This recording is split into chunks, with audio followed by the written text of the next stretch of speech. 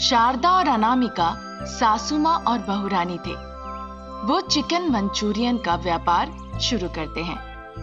हर दिन शाम के वक्त वो अपनी गाड़ी लेकर ये व्यापार किया करते थे।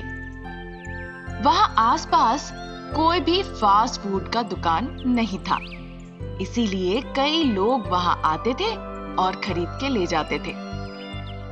क्योंकि उनकी कमाई बहुत अच्छी हो रही थी, इसीलिए वो लालची हो गए और उन्हें लगा कि वो और पैसे कमा सकते हैं। एक दिन, अरे बहुरानी, हमारी उम्र बढ़ते जा रही है इधर, और उधर चिकन के दाम भी बढ़ते जा रहे हैं। अब मुर्गियां खरीदना बहुत मुश्किल हो गया है। इस बारे में कुछ सोच के बताओ। मेरे पास इतनी अकल नहीं है। जितनी अकल थी मैं उससे अपनी जिंदगी चला रही हूँ। आप ही अगर बताएंगी तो अच्छा रहेगा। ज्यादा तजुर्बा है आपको, आप ही कुछ सोच कर बताइए। ठीक उसी वक्त एक कुत्ता वहां से गुजर रहा था। उसे देखकर सासू माँ कहती है, अरे बहुरानी, हमारी गली में बहुत कुत्ते हैं ना, हम कुत्तों की मीट चिकन मंचूरियन के साथ मिला देंगे, किसी को पता भी नहीं चलेगा। बहुत अच्छी तरकीब है सासू माँ। कई लोगों ने ऐसा किया और आज वो जेल की रोटियां तोड़ रहे हैं। अगर आप भी चाहती है तो चलिए करते हैं। फिर दूसरी तरकीब सोचने दो। इस तरह सासू माँ ने कहा। फिर अनामिका बहुत गंभीरता से सोचने लगी। थोड़ी देर बाद उसने सासू माँ से कहा उसके साथ चलने के लिए। सासू माँ भी अनामिका के कहने पर उसके साथ चली गई। अनामिका सासू माँ को सीधा अपने साथ मटन शॉप के किरण के पास ले जाके कहने लगी, किरण, हम चिकन नूडल्स बनाते हैं खुद से और अपना व्यापार चलाते हैं। तुम्हें तो सब पता ही है। बहुत दिनों से हम तुम्हीं से चिकन लेते हैं, है कि नहीं? हाँ, मुझे पता है, मैंने कब ना कहा। पर ये बताइए, यहाँ पे आप दोनों क्यों आए हैं? किरण, कुछ मुर्गियां बड़े होने के बाद मर जाती हैं। तुम रोज या हर हफ्ते वो मुर्गियां हमें दे दो, हम तुम्हें उसके बदले कुछ पैसे दे देंगे। छी, तुम उन मुर्गियों से क्या करोगी? अच्छा, उन्हें चिकन नूडल्स के साथ मिला के बेचोगी? हाँ, वही करेंगे। तुम बहुत बुद्धिमान हो, इसीलिए अच्छा व्यापार करते हो। अब बताओ तुम क्या करना चाहते हो? मैं तुम दोनों को चप्पल से मारूंगा। अरे, तुमने ऐसा क्यों कहा? अगर मंजूर नहीं है तो ठीक है, ठीक से बताओ। तुम्हें दिक्कत है तो कोई बात नहीं, और भी बहुत लोग हैं। अगर तुम लोग मेरी बात नहीं माने तो मैं गांव के हर किसी के पास जाकर तुम्हारी परिकल्पना के बारे में कह दूंगा। फिर तुम्हारा व्यापार कचड़ा हो जाएगा और सर पे अंडे फोड़ना। अरे, अजीब बात कर रहे हो। अब तो वही कहावत हो गई, ना मैं खाऊंगा ना खाने दूंगा। मुझे लग रहा है ये सब होने वाली है। लोग इस वजह से अपनी जान गंवा देंगे। आप ऐसा ना करें। इस तरह किरण उसे समझाने की कोशिश करता है, पर अनामिका उसकी बातें सुनकर कहने लगती है, अरे नहीं नहीं किरण, हम ऐसा बिल्कुल नहीं करेंगे। हम तो बस आए थे देखने के लिए कि तुम्हारी सोच इस बारे में कैसा है। आजकल लोग लालच की वजह से इस तरह से पैसे कमा रहे हैं। इस वजह से हमें शक हुआ, कहीं तुम भी लोगों को ऐसे ही मुर्गियां तो नहीं बेच रहे। हमें लगा, इसीलिए आकर हम तुमसे पूछे। हमारी बातों का बुरा मत मानना। इस तरह वो उसकी तारीफ करती है। फिर किरण कहता है, ऐसा क्या? आप दोनों बहुत अच्छे हैं। मुझे ये पता था।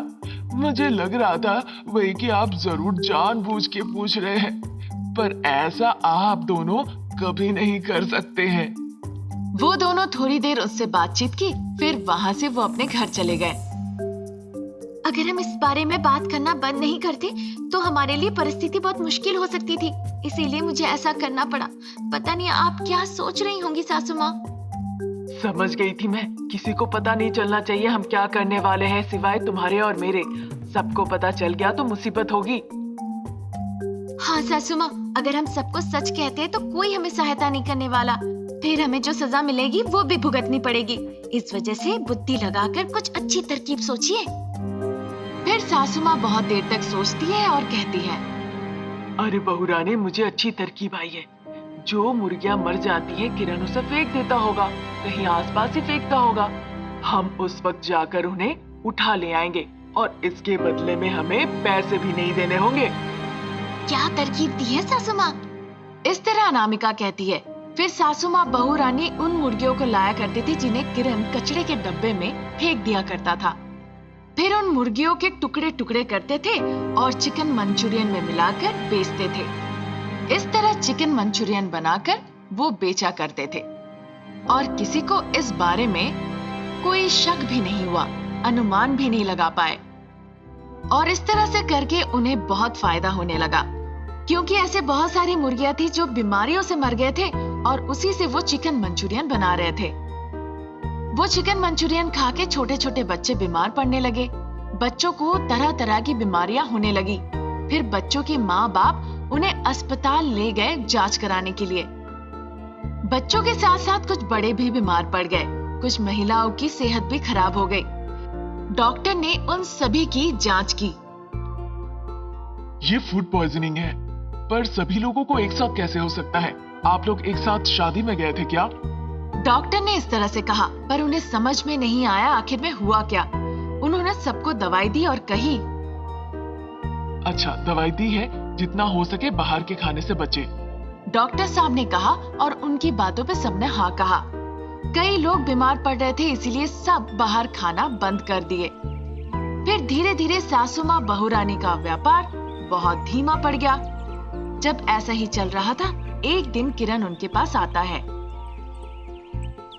क्या हो गया सासू माँ बहू रानी, आप लोग दोनों मेरे दुकान में मुर्गियां लेने नहीं आ रहे? अभी बाहर की परिस्थिति ठीक नहीं है ना किरण, इसीलिए हम खुद ही मुर्गियां पाल रहे हैं। ऐसा? फिर कहाँ है मुर्गियां? मैंने कभी उन्हें नहीं देखा। हमने कुछ मुर्गियां बेच दी, अब हमारे पास कोई मुर्गियां नहीं है। जब हम उन्हें शहर से ले आते हैं, उन्हें अच्छे से खाना खिलाते हैं, कुछ दिन तक रखते हैं, फिर कम दाम पर उसे बेच देते हैं। इससे हमारा व्यापार अच्छा चल रहा है।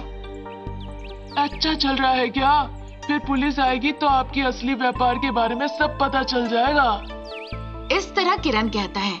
उसकी बातें सुनकर दोनों काफी डर गए। पागल हो गए हो क्या? पुलिस क्यों और कौन सा व्यापार? कल मुझे सब पता चल गया। मैंने मरी हुई मुर्गी को कल फेंका। जब मैं पलट के देखा तो तुम दोनों उन मुर्गियों को उठा रहे थे और उसे लेकर जा रहे थे। मुझे शक हुआ, तुम दोनों का पीछा करते हुए मैं यहाँ पर आया और देखा मुर्गियों के छोटे छोटे टुकड़े करके मंचूरियन के साथ मिला रहे हो। अब मुझे समझ आ रहा है कब से ये सब हो रहा है। तब से, जब से तुम दोनों मेरे पास आए थे, मुझे सब समझ आ गया है। आज तुम दोनों की वजह से कई लोग बीमार हैं। खैर अभी ठीक है, पर बहुत सारे बच्चे बुजुर्ग अस्पताल में भर्ती है। अगर उनके साथ कुछ हो जाए तो परिस्थिति क्या होगी? छी, पैसों के लिए तुम दोनों लालची हो गए। किरण की ये सारी बातें सुनकर वो दोनों बहुत डर गए। किरण, तुम्हारे सामने हाथ जोड़ रही हूँ, किसी से जाके ये सब बातें मत कहो। तुम दोनों को मेरे पैर पकड़ के भीख मांगने की कोई जरूरत नहीं, बस तुम दोनों खुद को बदल लो। हमसे ये सब हो गया, अब हम कभी इस तरह से नहीं करेंगे किरण, न्याय के साथ व्यापार करेंगे। अच्छी बात है। किरण वहाँ से चला जाता है। फिर सासू माँ बहू रानी जोर जोर से हंस के कहने लगती है, बड़ा बेवकूफ इंसान है, हमारी बातों पर भरोसा कर लिया। उसे लगा सच कह रहे हैं हम दोनों को ऑस्कर अवार्ड मिलनी चाहिए हमारी एक्टिंग के लिए। सासू माँ भी जोर जोर से हंस के कहने लगी, वो किरण आके हमें कह दिया तो हम व्यापार में फायदा करना बंद कर दे। देखेंगे जब तक बात पहुंचेगी तब तक। अभी सब ठीक है, क्या फर्क पड़ता है लोग मरे या बचे। इस तरह वो कहकर जोर जोर से हंसते हैं। ये सारी चीज किरण और बाकी लोग पीछे से खड़े होकर देखकर आश्चर्य हो जाते हैं। फिर सभी ने किरण से कहा, देखा किरण, तुम्हें लगा तुमने कहा बदलने के लिए और वो बदल जाएंगे। देखो क्या कह रहे हैं, तुमने मौका दिया फिर भी परिकल्पना कर रहे हैं वो। फिर वो सब देर ना करते हुए एक छड़ी उठाते हैं और उस छड़ी को लेकर उनके तरफ आगे बढ़ते हैं। सासू माँ, मुझे लगता है हमने जो कहा उन्होंने हमारी सारी बातें सुन ली। इस तरह अनामिका और सासू माँ दोनों वहाँ से डर के मारे भाग जाते हैं। सारे गांव वाले अनामिका और सासू माँ को गांव से बाहर निकाल देते हैं। फिर वो कहते हैं, अरे सासू माँ, हमने बहुत बड़ी गलती की है। अगर हम फिर से गांव गए तो वो हमें सच में मार देंगे।